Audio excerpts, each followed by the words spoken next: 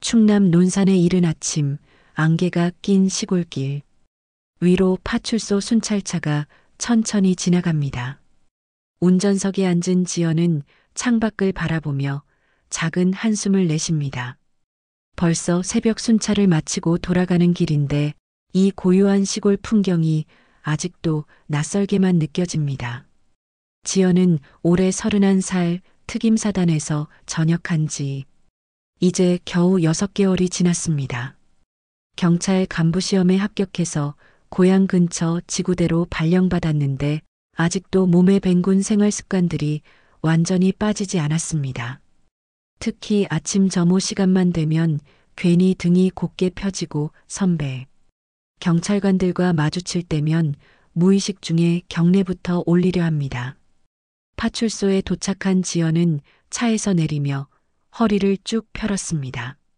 밤새 순찰을 돈 탓에 어깨가 뻐근했지만 이런 몸의 피로감은 오히려 익숙했습니다. 군 시절 훨씬 더 힘든 훈련들을 견뎌냈으니까요. 수고하셨습니다. 교대 근무를 나온 김순경이 지연에게 인사를 건넵니다. 지연은 자연스럽게 손을 올려 경례를 받으려다가 멈칫했습니다. 아, 맞습니다. 여기는 군대가 아니라 경찰서였습니다. 아, 네. 수고하세요. 지연은 어색하게 웃으며 손을 내렸습니다. 김순경은 그런 지연의 모습을 보며 씁쓸하게 웃었습니다. 다들 지연이 군 출신이라는 걸 알고 있었거든요. 지연의 아버지는 작년에 돌아가셨습니다. 평생 농사만 지으며 살아온 분이었는데 지연이 군대에 간다고 했을 때도 별말 없이 등을 토닥여 주셨습니다. 어머니는 아직 건강하시지만 요즘 경로당에서 시간을 보내시는 일이 많아졌습니다. 혼자 집에 계시기 외로우실까봐 지연이 걱정하지만 어머니는 늘 내가 하고 싶은 일 하거라고만 말씀하십니다. 동네 주민들은 지연을 무척 좋아합니다. 여군 출신이라 겁도 없고 사내보다 낫다며 동네에 무슨 일만 생기면 지연부터 찾았습니다. 실제로 지연은 말수는 적지만 불의를 보면 절대 그냥 넘어가지 못하는 성격이었습니다. 군 시절에도 그랬고 지금도 마찬가지입니다. 오늘도 어김없이 장터 순찰을 나간 지연은 평소와 다름없는 하루를 보낼 생각이었습니다. 그런데 점심때쯤 되어서 장터 인근 도로를 지나가던 중 갑자기 뒤에서 요란한 엔진 소리가 들려왔습니다. 백미러를 통해 보니 검은색 고급 승용차 한 대가 무서운 속도로 달려오고 있었습니다. 지연은 즉시 차를 도로 옆으로 비켜섰습니다. 그런데 그 차는 속도를 줄이기는커녕 오히려 더 빨라지면서 중앙선까지 넘나들며 달려갔습니다. 지연은 차종을 확인했습니다. 벤틀리였습니다. 이런 시골에서 보기 힘든 외제차였는데 무엇보다 운전 방식이 너무 위험했습니다. 지연은 망설이지 않고 사이렌을 켰습니다. 그리고 그 검은 벤틀리를 추격하기 시작했습니다. 벤틀리는 처음에 멈출 기세를 전혀 보이지 않았지만 지연이 계속 따라붙자 결국 길가에 차를 세웠습니다. 지연은 순찰차에서 내려 벤틀리 쪽으로 걸어갔습니다. 차 안에서는 시끄러운 음악이 흘러나오고 있었고 무언가 이상한 냄새도 났습니다.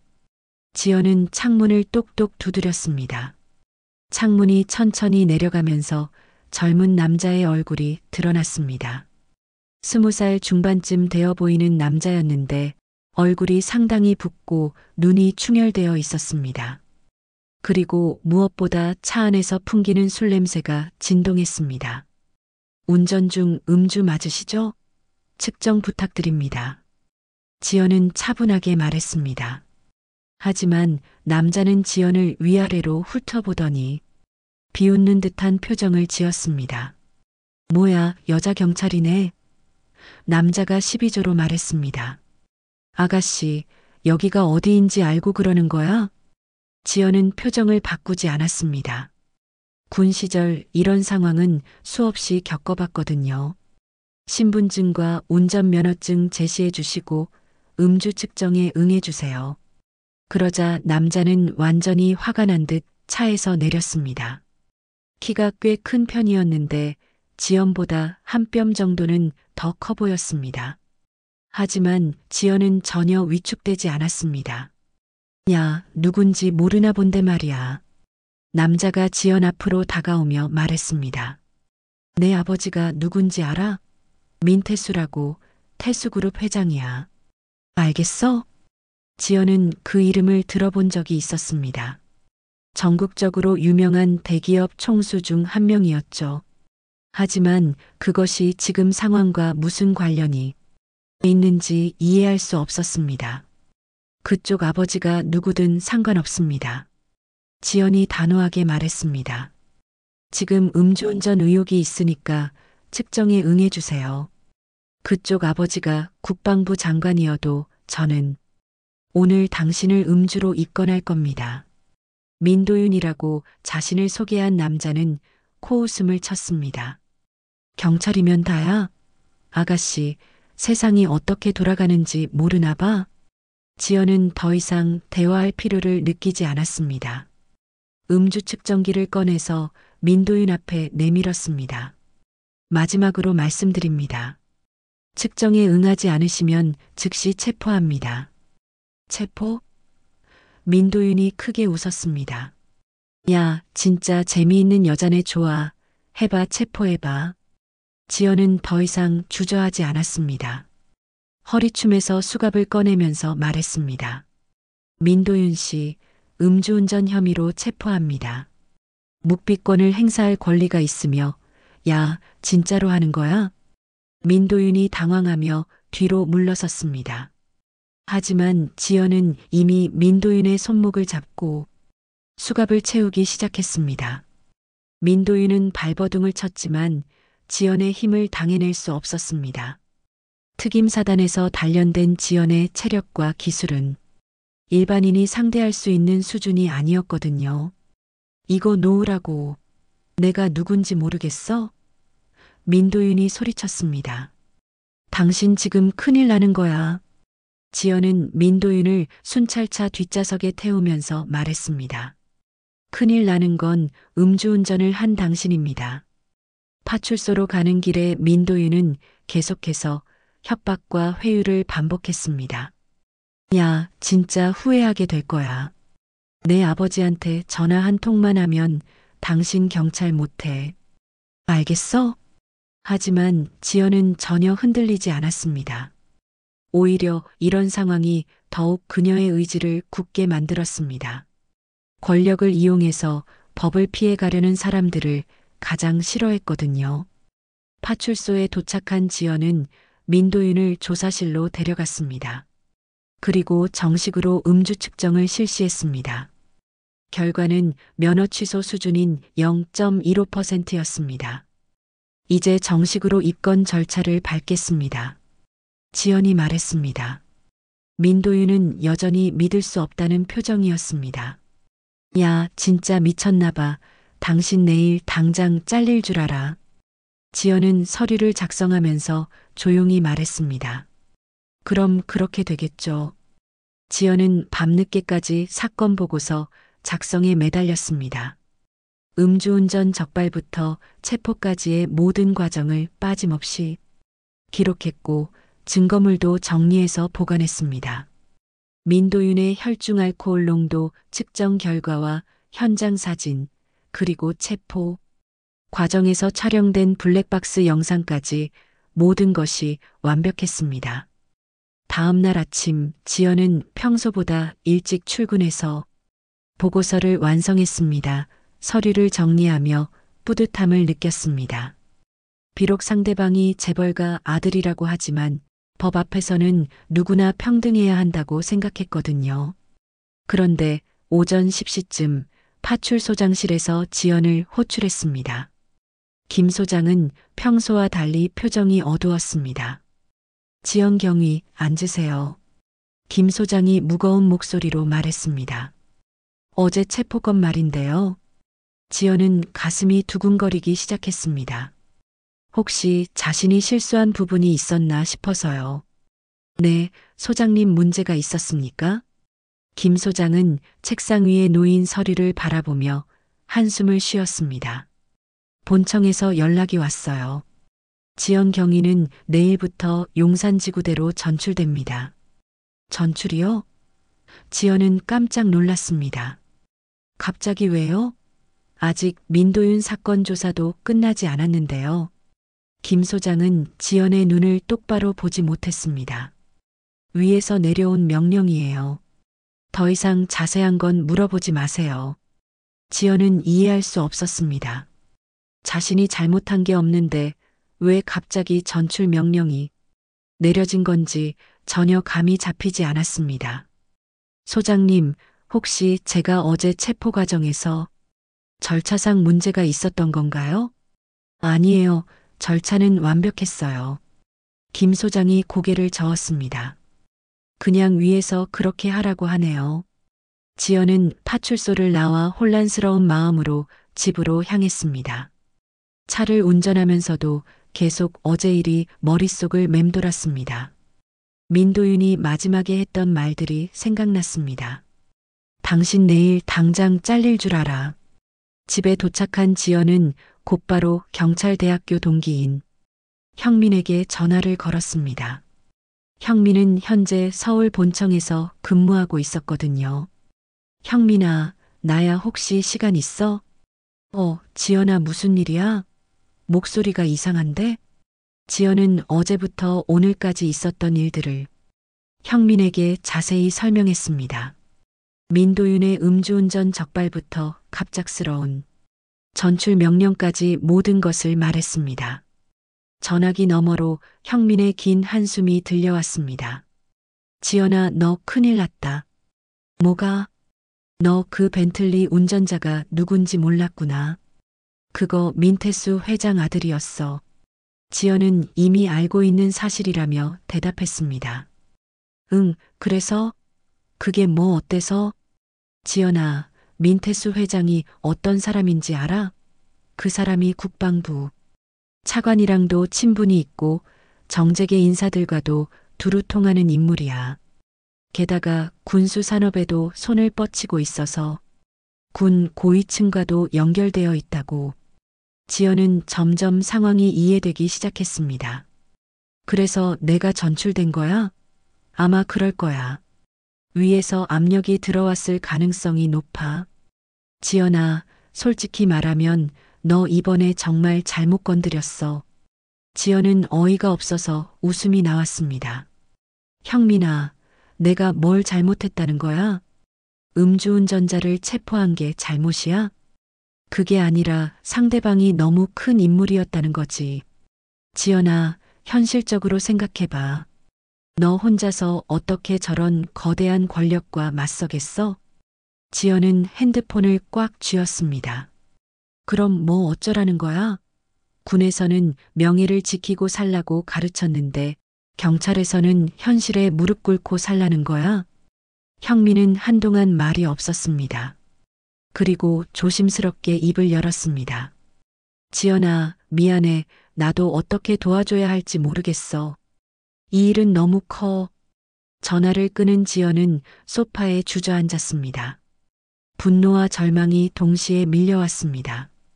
자신이 옳은 일을 했다고 생각했는데 결국 권력 앞에서는 아무것도 할 수 없다는 현실이 너무 무거웠습니다. 그날 밤 지연은 잠을 이룰 수 없었습니다. 창밖을 바라보며 생각에 잠겼습니다. 정말 이대로 포기해야 하는 걸까요? 아버지가 살아계셨다면 뭐라고 하셨을까요? 지연은 전출 준비로 바쁜 하루를 보내고 있었습니다. 개인 물건들을 정리하면서도 마음속 깊은 곳에서는 분노가 끓어오르고 있었습니다. 이렇게 억울하게 밀려나는 것이 정말 옳은 일인지 계속 자문하고 있었거든요. 그런데 오후 3시쯤 지연의 휴대폰이 울렸습니다. 모르는 번호였지만 지연은 전화를 받았습니다. 여보세요? 지연 경위인가요? 나이 든 남자의 목소리였습니다. 저는 백승만입니다. 예비역 대령이고요. 지연은 깜짝 놀랐습니다. 백승만이라는 이름을 들어본 적이 있었거든요. 아버지가 생전에 자주 언급하셨던 분이었습니다. 혹시 저희 아버지와 아시는 분이신가요? 그렇습니다. 김철수 씨와 저는 군 생활을 함께 했던 동기였어요. 지연 양이 어떤 일을 겪고 있는지 들었습니다. 지연은 가슴이 두근거렸습니다. 어떻게 알고 계신지. 군에도 귀가 있고 눈이 있거든요. 어제 민도윤 체포 사건, 그리고 오늘 갑작스러운 전출 명령까지 모든 걸 알고 있어요. 백승만의 목소리에는 묘한 확신이 담겨 있었습니다. 지연 양, 혹시 시간 되면 만날 수 있을까요? 아버님 산소 근처 카페에서요. 지연은 망설였습니다. 지금 상황에서 누군가를 만난다는 것이 좋은 선택일지 확신이 서지 않았거든요. 하지만 아버지의 동기라는 말에 거절할 수가 없었습니다. 알겠습니다. 1시간 후에 뵙겠습니다. 카페에서 만난 백승만은 60대 중반의 단정한 외모를 가진 분이었습니다. 군인 특유의 꼿꼿한 자세와 날카로운 눈빛이 인상적이었습니다. 지연 양, 아버님을 많이 닮았네요. 백승만이 따뜻하게 미소 지었습니다. 철수가 딸 자랑을 정말 많이 했거든요. 특임사단에서 우수한 성적으로 복무했다고. 지연은 아버지 이야기가 나오자 눈시울이 붉어졌습니다. 아버지께서 백 대령님 이야기도 많이 해주셨어요. 지연 양이 어제 한 일 정말 옳은 일이었습니다. 백승만이 진지하게 말했습니다. 하지만 상대방이 너무 큰 권력을 가진 사람이었어요. 지연은 고개를 숙였습니다. 결국 제가 진 거죠. 아무것도 할 수 없었어요. 아닙니다. 백승만이 단호하게 말했습니다. 아직 끝나지 않았어요. 백승만은 가방에서 봉투 하나를 꺼내 지연에게 건넸습니다. 이걸 보세요. 지연이 봉투를 열어보니 여러 장의 서류와 USB가 들어 있었습니다. 서류들을 자세히 보니 군 내부 통화 기록과 민태수 회장이 군 고위 장성들에게 전화를 건 녹취록의 일부였습니다. 이게 뭔가요? 지연이 놀라며 물었습니다. 민태수 회장이 아들 사건을 무마시키기 위해 군 고위층에 압력을 넣은 증거들입니다. 백승만이 설명했습니다. 그리고 그 압력이 경찰 조직으로까지 전달된 과정도 있어요. 지연은 믿을 수 없다는 표정으로 서류들을 들여다봤습니다. 정말로 민태수 회장과 군 간부들 사이에 통화 내용이 적혀 있었고 지연의 전출에 관한 내용까지 포함되어 있었습니다. 이걸 어떻게 구하신 거예요? 군에도 양심적인 사람들이 있어요. 모든 군인이 권력에 굴복하는 건 아니거든요. 백승만이 의미심장하게 말했습니다. 지연 양, 이제 선택해야 합니다. 선택이요? 이 증거들을 가지고 정의를 세울 것인지 아니면 그냥 조용히 넘어갈 것인지 말입니다. 백승만이 지연의 눈을 똑바로 바라봤습니다. 물론 쉬운 길은 아닐 겁니다. 더 큰 위험에 노출될 수도 있어요. 지연은 서류들을 다시 한번 살펴봤습니다. 이것들이 진짜라면 정말 큰 사건이 될 수 있었습니다. 하지만 동시에 자신이 더 큰 위험에 빠질 수도 있다는 것도 알았습니다. 백 대령님은 왜 저를 도와주시는 거예요? 백승만이 잠시 멀리 바라보다가 입을 열었습니다. 철수 아버님이 돌아가시기 전에 저에게 부탁하셨어요. 딸이 혹시 어려운 일을 당하면 도와달라고요. 지연의 가슴이 뭉클해졌습니다. 아버지가 돌아가시기 전까지도 자신을 걱정해 주셨다는 사실이 감동적이었습니다. 지연 양, 이거는 내 손으로 정의를 세워보라는 아버님의 마지막 선물일 수도 있어요. 백승만이 조용히 말했습니다. 넌 지금 군인도 경찰도 아닌 그냥 사람의 편에 서 있는 거예요. 지연은 마음속으로 결심을 굳혔습니다. 언론에 제보하겠습니다. 백승만과 헤어진 지연은 집으로 돌아와 밤늦도록 받은 자료들을 꼼꼼히 검토했습니다. 군 내부 통화 기록을 보니 민태수 회장이 직접 국방부 차관에게 전화를 걸어 압력을 넣은 정황이 뚜렷했습니다. 그리고 그 압력이 경찰청으로 전달되어 결국 자신의 전출까지 이어진 과정이 적나라하게 드러나 있었습니다. 지연은 손이 떨렸습니다. 이 정도 규모의 비리라면 단순한 음주운전 사건이 아니라 국정농단 수준의 큰 사건이 될 수 있었거든요. 하지만 동시에 두려움도 밀려왔습니다. 이런 거대한 권력과 맞서는 것이 과연 옳은 선택일까요? 다음 날 아침 지연은 결심을 굳히고 언론사에 연락하기로 했습니다. 그런데 휴대폰을 들려는 순간 창밖으로 이상한 광경이 보였습니다. 집 앞길 건너편에 검은색 승합차 한 대가 서 있었는데 어제는 없던 차였습니다. 지연은 조심스럽게 커튼 사이로 내다봤습니다. 승합차 안에 사람들이 앉아 있는 것 같았지만 선팅 때문에 정확히 확인할 수는 없었습니다. 하지만 분명히 자신을 감시하고 있다는 직감이 들었습니다. 지연은 뒷문으로 나가 골목길을 돌아서 형민에게 전화를 걸었습니다. 그런데 형민의 휴대폰이 꺼져 있었습니다. 이상했습니다. 형민은 평소에 휴대폰을 꺼놓는 사람이 아니었거든요. 불안감이 커진 지연은 다른 동기들에게도 연락해봤지만 모두 받지 않았습니다. 마치 누군가가 미리 입단속을 한 것 같았습니다. 오후에 형민이 직접 지연의 집을 찾아왔습니다. 하지만 평소와 달리 표정이 매우 어두웠습니다. 지연아, 뭔가 심각한 일이 일어나고 있어. 형민이 주변을 살피며 조심스럽게 말했습니다.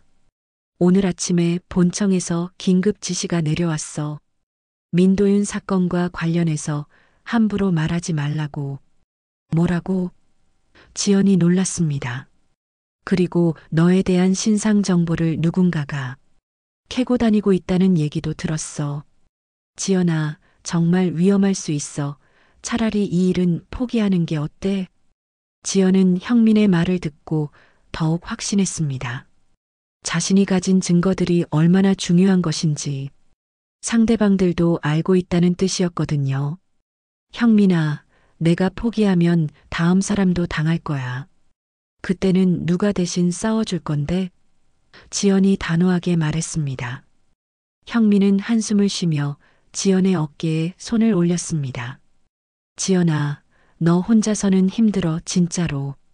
그날 밤 지연은 잠을 이룰 수 없었습니다. 창밖을 내다보니 검은 승합차가 여전히 그 자리에 있었습니다. 심지어 다른 차 한 대가 더 늘어나 있었습니다. 분명히 자신을 24시간 감시하고 있는 것 같았습니다. 새벽 3시쯤 지연의 휴대폰에 문자 메시지가 왔습니다. 발신자는 알 수 없음이었습니다. 조용히 넘어가는 것이 서로에게 좋을 것입니다. 더 이상 쓸데없는 생각은 하지 마세요. 지연은 소름이 돋았습니다. 누군가가 자신의 행동을 모두 파악하고 있다는 뜻이었거든요. 심지어 휴대폰 번호까지 알고 있었습니다. 다음 날 오전 지연은 용기를 내어 집을 나섰습니다. 언론사 기자와 만나기로 약속을 잡아놨거든요. 하지만 집에서 나오자마자 검은 승합차가 천천히 따라오기 시작했습니다. 지연은 일부러 복잡한 길로 돌아다니며 미행을 따돌리려 했지만 쉽지 않았습니다. 상대방들이 여러 대의 차량으로 조직적으로 감시하고 있는 것 같았거든요. 약속 장소인 카페에 도착했지만 기자는 나타나지 않았습니다. 30분을 기다려도 연락이 없었습니다. 지연이 기자에게 전화를 걸었지만 받지 않았습니다. 그때 지연의 휴대폰에 다시 문자가 왔습니다. 기자를 만날 필요 없습니다. 아무도 당신의 이야기에 관심 없어요. 지연은 등골이 오싹해졌습니다. 자신의 모든 움직임이 실시간으로 파악되고 있다는 것이 분명했습니다. 심지어 기자와의 약속까지도 사전에 차단당한 것 같았습니다. 카페를 나온 지연은 또 다른 검은색 세단이 자신을 따라오는 것을 발견했습니다. 이제는 대놓고 위협하고 있는 것 같았습니다. 지연은 급하게 차를 돌려 파출소로 향했습니다. 그나마 사람들이 많은 곳이 안전할 것 같았거든요. 하지만 파출소 앞에서도 수상한 차량들이 서성이고 있었습니다. 그날 밤 지연은 아예 휴대폰 위치 추적을 차단하고 다른 방법을 생각해 봤습니다. 혼자서는 정말 한계가 있다는 것을 절실히 느꼈습니다. 그런데 새벽에 갑자기 집 앞에서 큰 소리가 났습니다. 지연이 조심스럽게 창밖을 내다보니 검은 승합차 한 대가 사라지고 있었습니다. 무슨 일인지 알 수 없었지만 뭔가 상황이 바뀐 것 같았습니다. 아침에 지연은 고등학교 동창이자 지역 방송국 기자인 수진에게 연락해 보기로 했습니다.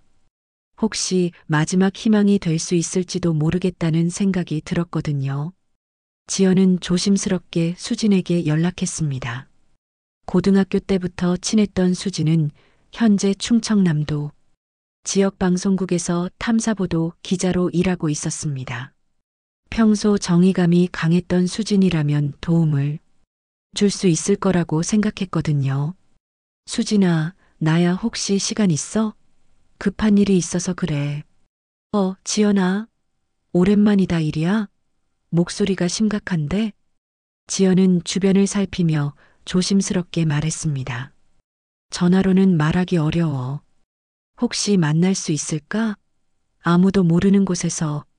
수지는 지연의 진지한 어조를 듣고 즉시 알아들었습니다. 알겠어. 우리 고등학교 뒷산 정자에서 만나자. 1시간 후에 지연은 복잡한 길을 돌아 뒷산으로 향했습니다. 다행히 이번에는 미행하는 차량이 보이지 않았습니다. 아마도 상대방들이 자신을 완전히 통제했다고 생각해서 경계를 늦춘 것 같았습니다. 정자에서 만난 수지는 지연의 이야기를 듣고 크게 놀랐습니다. 특히 백승만이 건넨 증거 자료들을 보고는 입을 다물지 못했습니다. 지연아, 이거 진짜 대박이야. 수진이 흥분하며 말했습니다. 이 정도면 전국적인 특종감이야. 재벌가 아들의 음주운전 무마 시도부터 굿마이너스 경찰, 간 유차까지 모든 게 다 들어있잖아. 지연은 수진의 반응을 보고 안도했습니다. 정말 보도할 수 있어? 당연하지. 이런 기사를 놓칠 기자가 어디 있겠어? 수진이 자신 있게 말했습니다. 하지만 더 확실한 증거가 필요해. 녹취록 원본이나 문서들의 진위를 확인할 수 있는 추가 자료 말이야. 지연은 USB를 수진에게 건넸습니다. 여기 녹취 파일들이 다 들어있어. 그리고 백 대령님이 더 많은 자료를 가지고 계실 거야. 수진은 USB를 받으며 진지하게 말했습니다. 지연아, 이 기사가 나가면 너도 더 위험해질 수 있어. 정말 각오되어 있는 거야? 이미 위험하다고 느끼고 있어. 지연이 대답했습니다. 계속 감시당하고 있고 협박 문자도 받았어. 차라리 이제는 공개하는 게 나을 것 같아. 수지는 고개를 끄덕였습니다.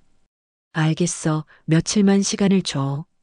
확실한 팩트 체크를 해서 완벽한 기사로 만들 테니까.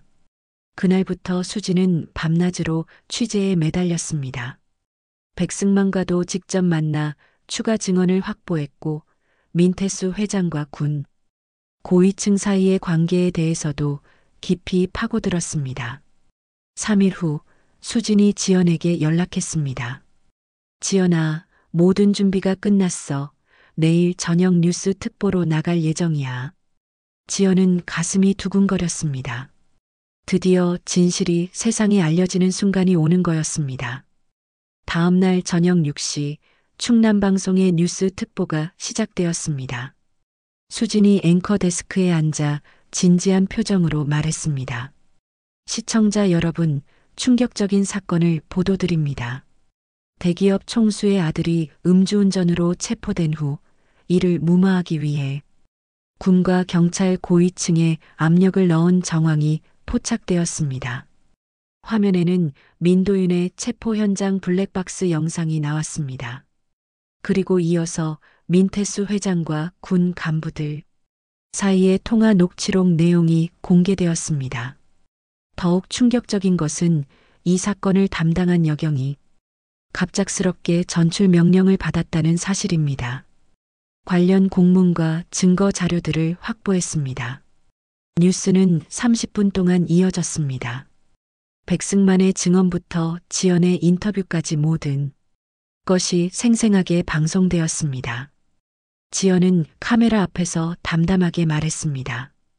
저는 그냥 제 의무를 다했을 뿐입니다. 법 앞에서는 모든 사람이 평등해야 한다고 믿습니다.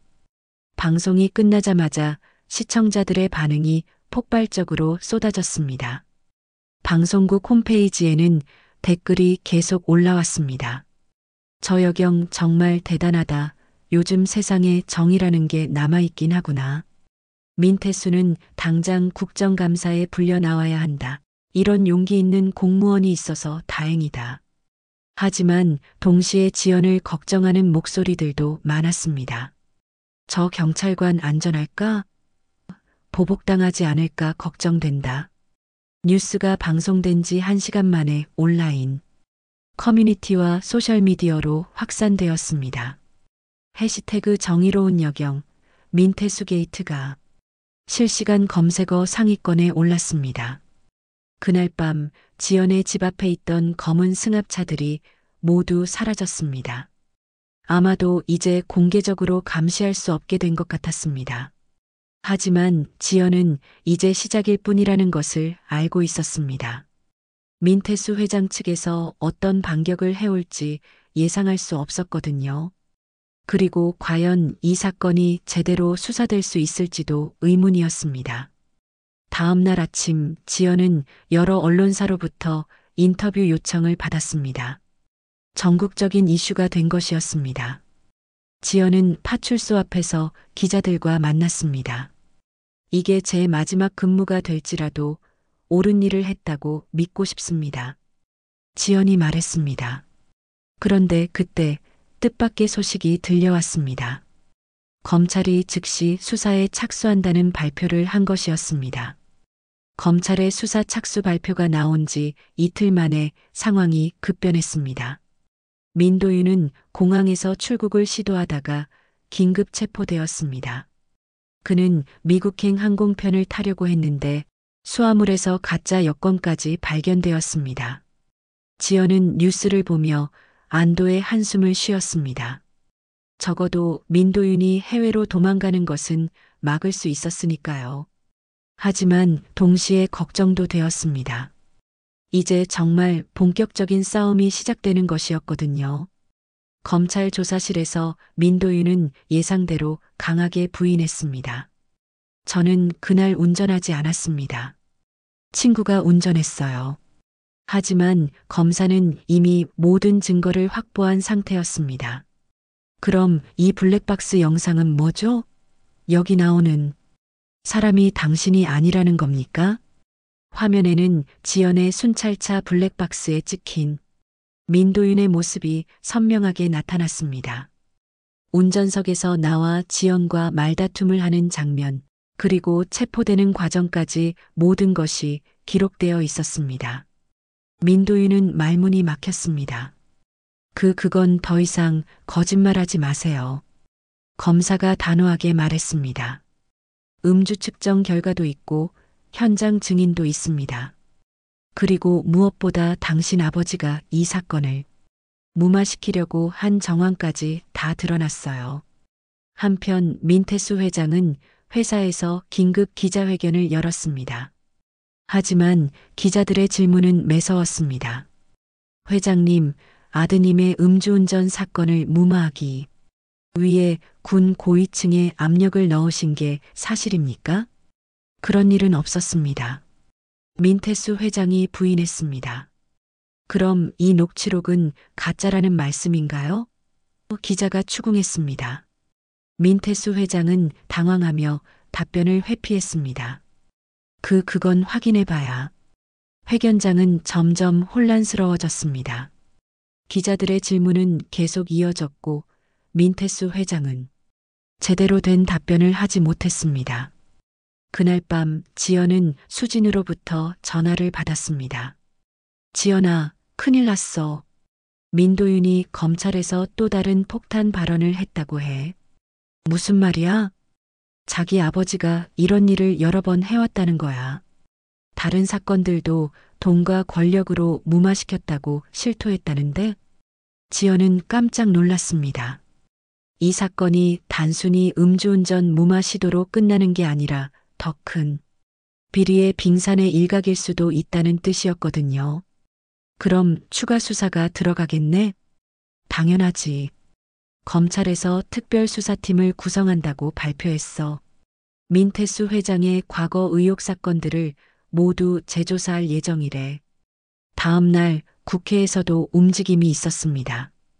야당 의원들이 민태수 회장 국정감사 증인 출석을 요구했고 여당에서도 이를 받아들인다는 입장을 밝혔습니다. 지연은 파출소에서 이 모든 상황을 지켜보며 복잡한 심정이었습니다. 자신이 시작한 일이 이렇게 큰 파장을 일으킬 줄은 몰랐거든요. 그런데 그날 오후 뜻밖의 방문자가 파출소를 찾아왔습니다. 민태수 회장이었습니다. 지연은 깜짝 놀랐습니다. 지연 경위와 잠깐 이야기하고 싶습니다. 민태수 회장이 정중하게 말했습니다. 김 소장은 당황했지만 거절할 수 없었습니다. 지연과 민태수 회장은 조사실에서 마주 앉았습니다. 저는 사과하러 왔습니다. 민태수 회장이 고개를 숙였습니다. 제가 잘못했습니다. 지연은 의외의 반응에 놀랐습니다. 설마 이렇게 쉽게 사과할 줄은 몰랐거든요. 하지만 경위님도 이해해 주세요. 부모 마음이라는 게. 민태수 회장이 말을 이었습니다. 회장님, 지연이 단호하게 말했습니다. 부모 마음은 이해합니다. 하지만 그것이 법을 어겨도 되는 이유는 되지 않아요. 민태수 회장은 잠시 말이 없었습니다. 그리고 조용히 말했습니다. 제가 아들을 잘못 키운 것 같습니다. 지금이라도 올바른 길로 가시면 됩니다. 지연이 대답했습니다. 민태수 회장은 자리에서 일어나며 마지막으로 말했습니다. 경위님 같은 분이 있어서 이 나라가 아직 희망이 있는 것 같습니다. 그날 저녁 민태수 회장은 긴급 기자회견을 열었습니다. 이번에는 완전히 다른 모습이었습니다. 국민 여러분께 사과드립니다. 민태수 회장이 90도로 고개를 숙였습니다.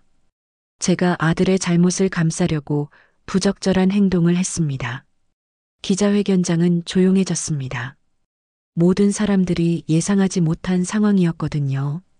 저는 모든 책임을 지고 회장직에서 물러나겠습니다.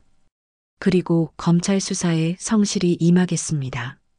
민태수 회장의 목소리에는 진정성이 담겨 있었습니다. 마지막으로 민태수 회장이 카메라를 똑바로 바라봤습니다. 이 사건을 용기 있게 처리한 지연 경위에게 감사하다는 말씀을 드리고 싶습니다.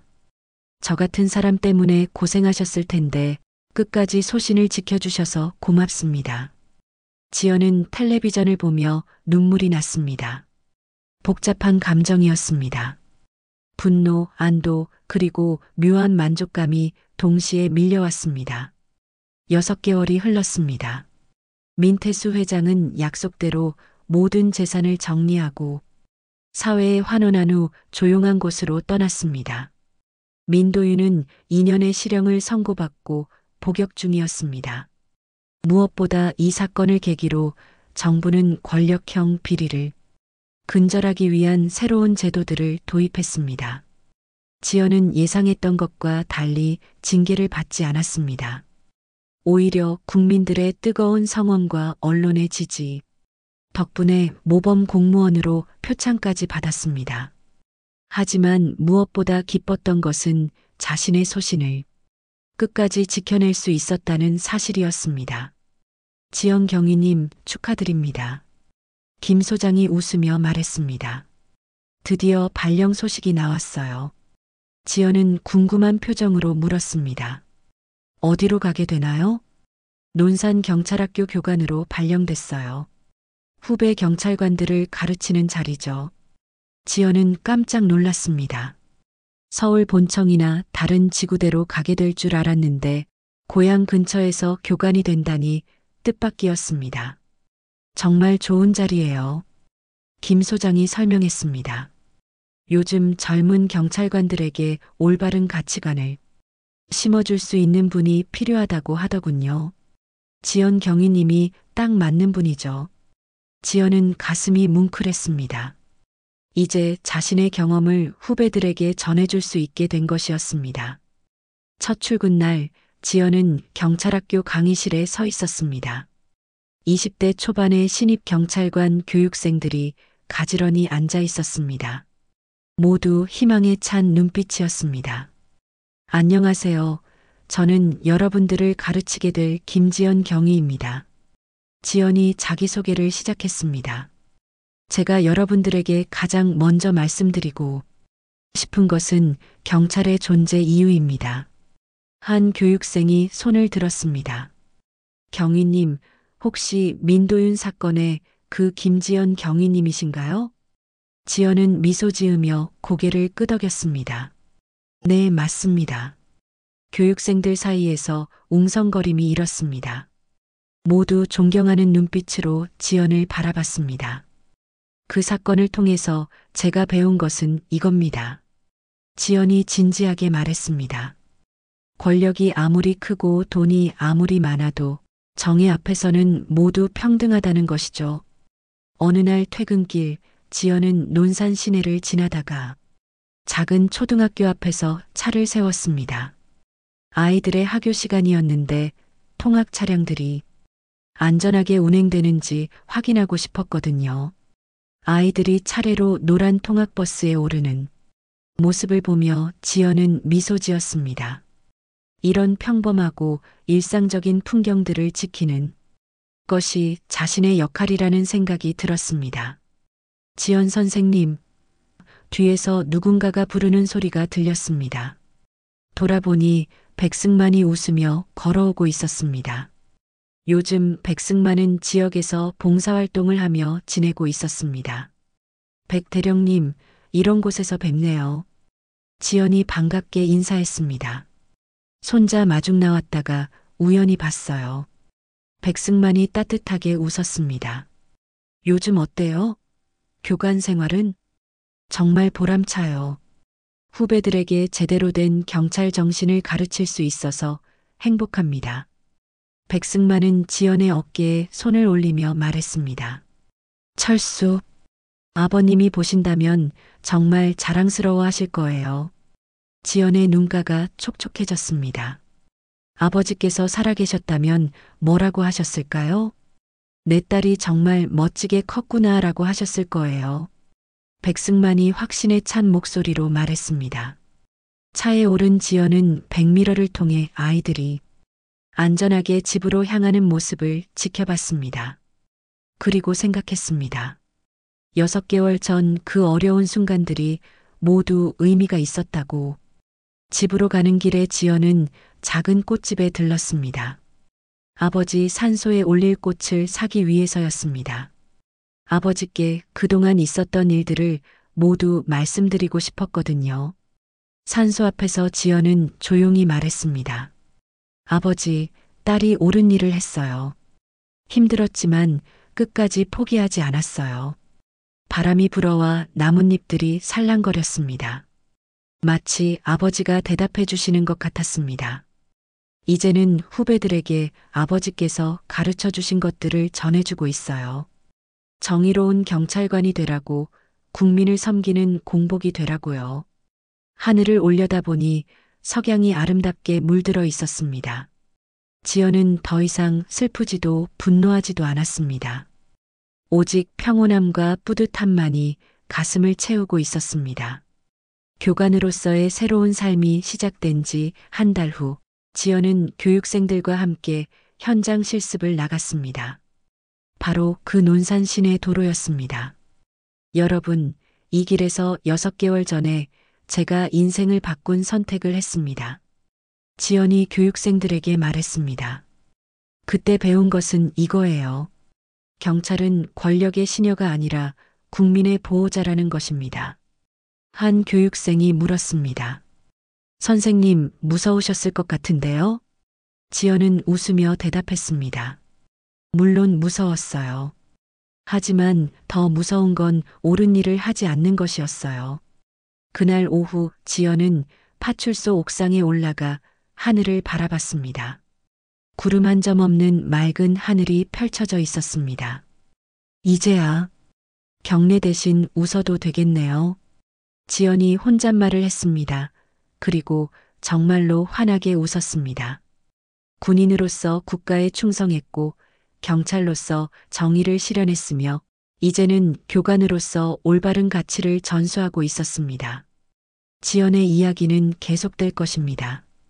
더 많은 후배들에게, 더 많은 사람들에게 용기와 희망을 전해주면서 말입니다.